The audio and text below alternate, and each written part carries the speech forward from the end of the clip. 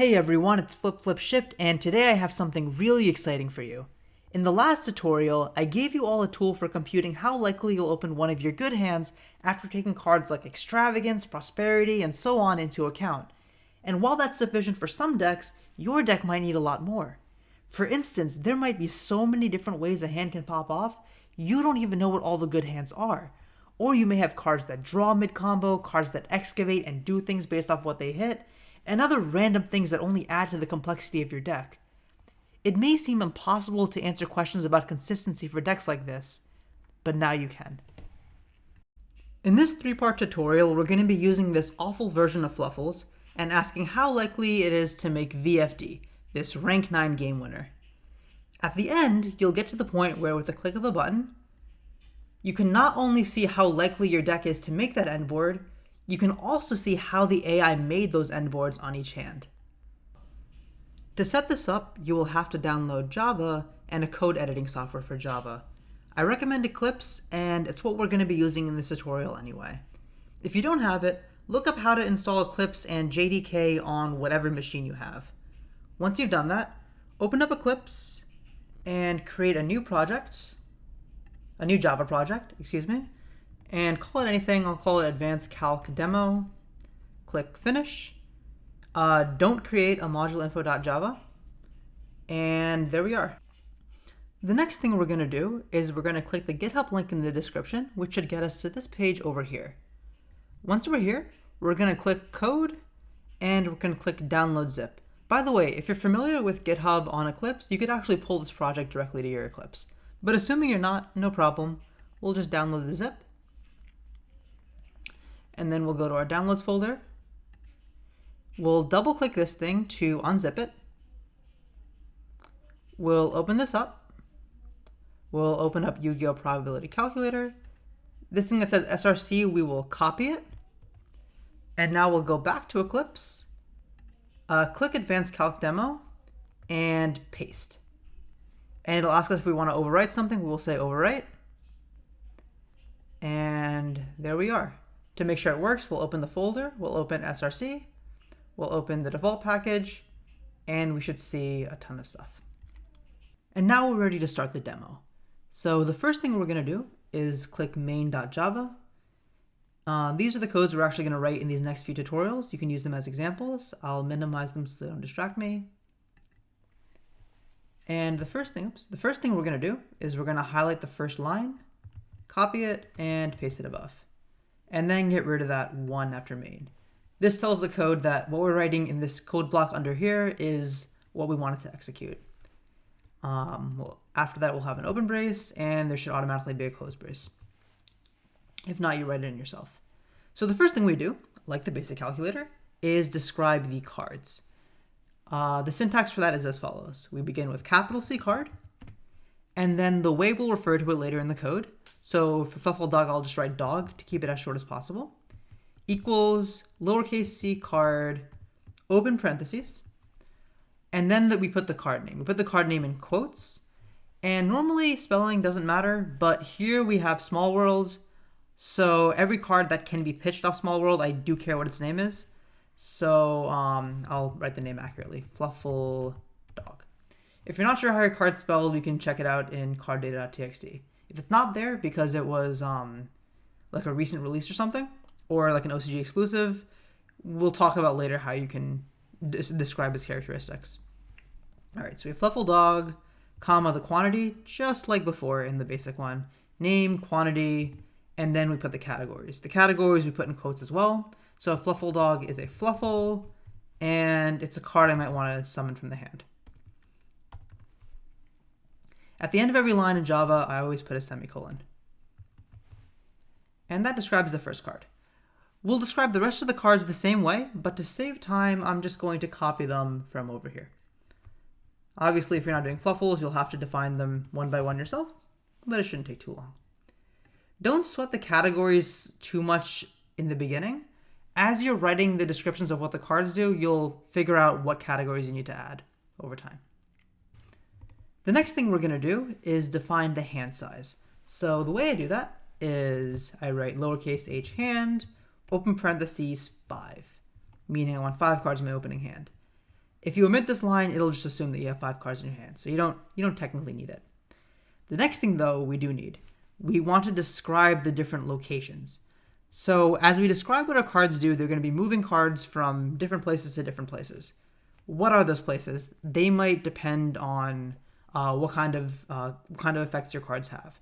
For this first part, I only care about a few. So I'll write locations in lowercase l, open parentheses, and then I'll start with the deck in quotes, so deck, comma, quote, hand, oops. You always need to start with these two, the deck and the hand. It doesn't matter how you spell them, but the program will always treat the first as the deck and the second as the hand. Aside from that, I just care about the monster zone, the spell trap zone, the graveyard, and I don't even care about the banish pile for this tutorial. End with a semicolon. If you care about like zone placement and stuff, you can write things like MZ1, MZ2, and so on. Now, before we describe what the cards do, I wanted to talk a little bit about describing the endboards. The structure is very similar to what it was in the basic simulator, where we described the different possible hands. So on each line, we have a possibility, meaning one like good configuration. And in each possibility, we have a set of conditions. A condition is something like we need one or more of this card in this location. So in this first part, we're not going to get all the way to VFD. I just want to talk about how likely we are to fuse using the limited effects we're going to describe here. So to fuse, I need a fluffle, I need an edge imp, and I need a polymerization. The way I describe that is as follows. Capital G gov dot pos lowercase p, open parentheses, this means one possibility is as follows. And in this, I'm going to write the different conditions. So to write a condition, I write lowercase c cond, open parentheses. And for polymerization, I'll refer to the card here. That's poly with a lowercase p, poly. And then comma. Now I want a fluffle. So fluffle is a category. So I'll write cond and then fluffle in quotes. And an edge imp. On edge. This means that one good possibility is I have a polymerization in hand, a fluffle in hand, and an edge imp in hand. If I wanted something like 2 or more fluffles, very similar to before, I'd write 2 comma fluff. I don't have like a plus or minus in this program though. And if I want 2 or fewer, instead of writing a minus sign, I just replace this with lcond, and that's 2 or fewer. So if you wanted none, you'd write 0 or fewer. Now, as you probably know, polymerization doesn't just fuse from hand, it also fuses from field. So how do we indicate that? Well, we'll have a second possibility, so gov.pos. We'll have a poly in hand, but now instead of having the fluffle in hand, so I'll write quotations fluff, after the fluffle, I'll write comma, and then the location number that it can be in. So the default is hand, if I don't indicate anything, but now I want to be in the monster zone, which is location 2. You might think, why is it location 2? And the reason is we start count at 0. So this is location 0, the deck, location 1 is the hand, and in this case, location 2 is the monster zone. And likewise, I have an edge imp in the monster zone. And then there's like 2 more cases where I have like a fluffle in hand, edge imp in field, and so on. For here, that wouldn't be too tedious, but for something like setting up Revolt, where you need like materials for Shurag between your graveyard and the banish pile, that could take forever. Fortunately, there's a way to simplify this notation. So instead of having a 2 here, I'll say, oh, it's in the hand or the field. I'll write list, open parentheses, 1, comma 2, and then be sure to close that parentheses. So this means that between the hand and the field, I have at least 1 fluffle. I can put like a 2 before this to indicate there are 2 or more fluffles between the hand and the field. And likewise with edge imps, I can have that between the hand or the field. And then I don't care about this one anymore because everything is encapsulated over here. Am I missing a parentheses? Let's say I opened the condition, I closed this. Oh, I didn't close the parentheses for the possibility here. Okay. And now the fun part, the longest part, describing what the cards do. We won't do all the cards, but we'll do quite a few here. The way we'll describe what cards do is through things called actions. The first action we'll describe is the activation effect of the continuous spell Royal Penguin Gardens. When we activate it, we add a fluffle penguin from deck to hand. The way we describe that is as follows. So I'll have lowercase a action, open parentheses, we'll say activate gardens. This is the name that it'll call it in the output log. And then we describe the different conditions under which we can activate this card. So it's very similar to the format of the end boards at the end. So one possibility, well in this case the only possibility, is that there needs to be a penguin in deck, and there needs to be a gardens in hand, because I have to activate penguin gardens and then add a penguin from deck to hand. But not only do those cards need to be there, they also need to move. So since it was pretty common for effects to require cards to be in places and then those cards to move, you can replace cond with something called move, and then write the target location of this. So not only does penguin need to be in deck, but that penguin will move to the hand. And not only does gardens need to be in hand, but this effect will move gardens from the hand to spell trap zone, because it's a continuous spell card. And that's the effect of gardens, just one possibility. So as it stands, it actually won't ever activate this card. The only way that it'll activate this card is if it triggers it, but nothing will actually trigger this. The way that we say that it can be activated in an open game state is .open. That's very important. It's something I frequently forget, and I'm wondering why my things have like probability 0. Because it needs to, I need to tell it can activate an open game state. And the next thing is it has in its effect, you can only activate one per turn, as many cards are nowadays. So we write .hopt, which turns the action off after you use it. In a later video, we'll talk about other ways to turn actions on and off, because sometimes you have like a card that says you can only use one effect, or like something like Prosperity, which turns off other card effects. But for now, just Hard One's Return turns an action off after you use it. The next one we'll do is Fright for Patchwork. So when you activate Fright for Patchwork, you add a Polymerization and Edge Imp from deck to hand. So we go action, patch effect, has one possibility. It'll move a poly from deck to hand, and it'll move, and Edge Imp from deck to hand. This is also open, and this is also hard once per turn. Next up is goods.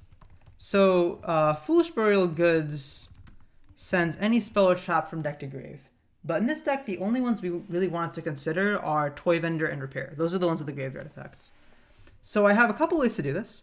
I can add a category for Toy Vendor and Repair, calling them like goods targets or something. Or I can just have two possibilities. I can say one possibility is I'm going to move a, over here, I made another mistake that is very common. I forgot to specify that it needs to move Patchwork from hand to grave. So if I didn't specify that, it would just be able to activate that in an open game state without me actually having Patchwork at hand, which is not good. Okay, so goods from hand to grave, and a vendor from deck to grave, or I can move a goods from hand to grave and a repair from deck to grave. Now let's do the graveyard effects of these two. We'll start with repair because it's a bit easier. So we'll go repair effects. So now when repair is in grave, I can banish it to special summon a Fluffle from my hand. And I forgot to write banish. So let me put that here now. I thought that I wouldn't use it in this video, but I am now. So yeah, repair effect. I can move it from the graveyard, which is location 0, 1, 2, 3, 4, to banish, and move a Fluffle from the hand to the monster zone. And this is open and hard ones per turn. And this is open and hard ones per turn. Next up is the graveyard effect of Toy Vendor, but this is not an ignition effect, right? So when Toy Vendor is sent to the grave, it immediately adds a Fluffle or Edge Imp Sabers from deck to hand. That's a trigger effect, which we'll talk about now. So let's start by describing the effects of Vendor. Now what triggers it? There are two ways to trigger an action in this program. Another action can trigger it, which we'll cover in the next video, or a card movement like this one. Toy Vendor is triggered by, Toy Vendor's Grave effect, is triggered by the movement of Toy Vendor from hand, deck, or field to the graveyard. How do we do this? Let's start by actually just describing the effect. So, Vendor effect. It moves a Fluffle from deck to hand, or it can move a Sabers from deck to hand.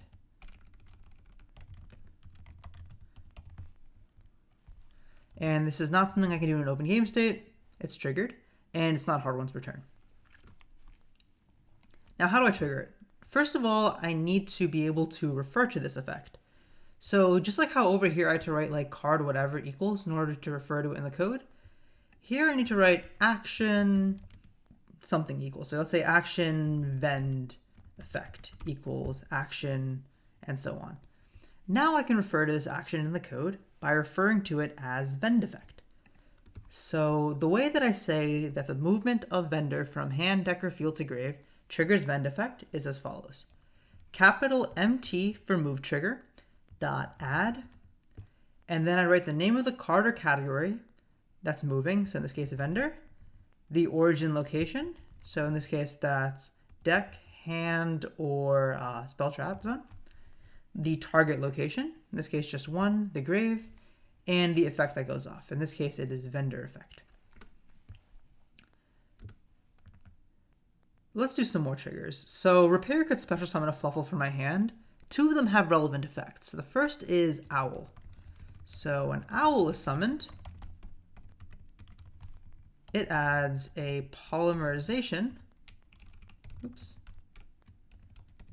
from deck to hand. And this is something that is hard once per turn, even though it's not open. And this is triggered by the movement of Owl from hand to the monster zone. Then we have the dog effect.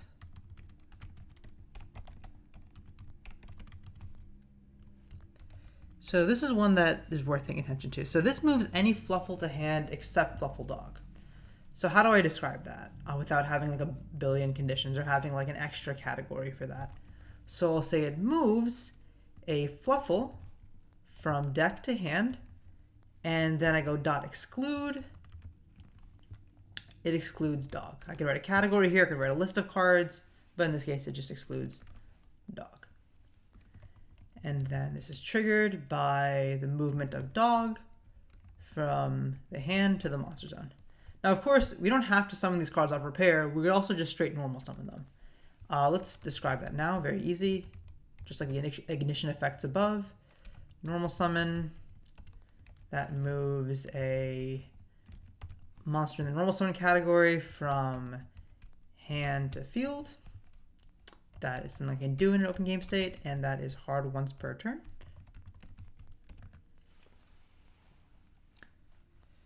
And yeah, let's just add a few more effects in. So Royal Penguin Gardens has a second effect, which is when it's on the field and I have a penguin in my hand or field, I can discard a card to change that penguin's level to be one less.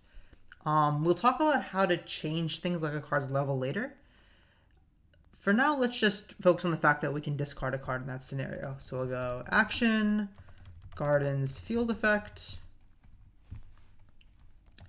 And here we have a condition, that we need a penguin in hand or field. We also need to have gardens in the spell trap zone. And we'll move any card from hand to grave. This is the default category for every card. Every card has this as a category. So if you want to say any card, you write it like that, lowercase c card. Why is this yelling at me? I did not close this parentheses. Everything else is right? Yeah, it looks right. Oh, it's open and hard once per turn. And I have an extra parentheses there that I'm going to open now. Okay. Toy Vendor has an on-field effect as well. We'll get into the full intricacies of Toy Vendor later because it has a lot of interesting things. So Toy Vendor, the way it works is You discard a card to look at the top of your deck. If it's a Fluffle, you do something. If it's not a Fluffle, you just dump it in the graveyard. We'll go into that in depth in part 3, as well as the fact it's a soft once per turn, which has its own, not complications, but it has some things that need to be dealt with there. For now, we'll just treat it as a hard once per turn discard. So I'll say action, primitive, vendor, field effect, plus has a condition of vendor being in the spell trap zone. And oops, it's going to move a card from hand to grave. And that's open. And we'll say for now it's hard once per turn. Fixing that later. Now, how does vendor get to the field? We can place it from hand. So action, place vendor. You could technically place like any spell and trap from your hand to the field or like set it. But I find that a lot of those are like a waste of runtime, so I don't even consider them. So let's pause, move vendor from hand to spell trap zone. That's not hard once per turn, but it is open. And I can also get it off Fluffle Bear. Fluffle Bear has 2 effects, both are relevant. We'll do the second one later, because you can only use 1 per turn. So that involves turning things off. Fluffle Bear effect, I don't know why I wrote all that out. Or why I just spent all the time erasing it. Bear effect, move vendor from deck to the spell trap zone. Technically it sets it, but it doesn't really matter. No need for me to add that extra level of complication. All right, now what was the point of all that? Why do we care about getting this card on the field that just discards for now? Well, there's some cards in the deck that benefit from discarding. One is Toy Vendor, which when it goes to grave triggers this. The other is Edge of Chain. So when Chain is discarded,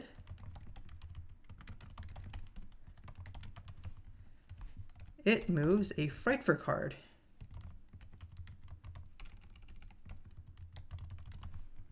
From deck to hand. And that is a hard once per turn. It's not open, it's triggered. And it's triggered by the movement of Chain from hand or field to the graveyard. I just realized actually that I missed a couple things here. For one, Bear moves itself from the hand to the graveyard when it does its effect. So this thing should include a move, Bear, hand, grave. And the other thing I missed is that Fluffle Dog doesn't only have to add a non-dog Fluffle to hand. It can also add a Sabers to hand. So I'll go at the end here, dot pos, Sabers from deck to hand. I'm kind of glad it happened this way because, move. Because this way I get to show you that the order doesn't matter. I can put dot HOPT wherever I want. The sequence of dots does not matter at all. Okay, so that's all the effects I wanted to do in this first part. Now let's see, with these limited effects, how often we can fuse. So at the bottom, I'll write go in lowercase, open parentheses, the name of some file I wanted to write to. So let's say demo1, and then after the quotes, I'll go comma, and the number of times I want it to run. Let's say 100, and I'll put a semicolon. Okay, now to run, I'm gonna look at the top, and I'll see a green arrow. Yours might have it somewhere else. So I'll click it. And there we go, 66%. 66 out of 100. And as it goes, obviously it was kind of too fast here to tell, but as it goes, it tells you what trial number it's on, how many it's found so far, and the hand it's working on. The reason that's important is because when you have a more complicated deck, you might find it gets stuck on things that it shouldn't be getting stuck on. So that's where you pause and you say, okay, I need to go look at my code again. Why is it taking longer than it should on this hand? Now let's see how the program got to the end board on each hand. So let's open up our Project Explorer, right-click Default Package, and click Refresh. And the file we created should show up below, demo1.txt. Let's open that. This is a great way to verify that it did legal moves and it didn't fail in any hand that it should have worked. It was here that I realized last take that I had to fix Bear and Dog. Right now it's obviously very simple, but as we add more and more effects, it'll get more and more interesting. So that's it for the first tutorial. In the next tutorial, we'll cover some more complicated things including drawing, small world, extra deck summons, and turning actions on or off. If you have any questions, either ask below or join the Yu-Gi-Oh! Brainstormers Discord, with the link in the description. The next video in the tutorial will be up in a couple weeks, so be sure to subscribe and hit the notification bell. I'll see you there.